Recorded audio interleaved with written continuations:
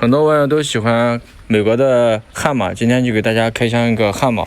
首先是一个16通道的遥控器，双接收器，非常高大上。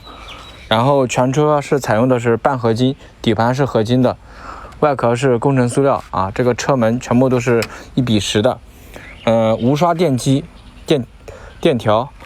然后看一下里面的内饰啊，这个是全车的底盘，你看一下细节做工都是非常完美的。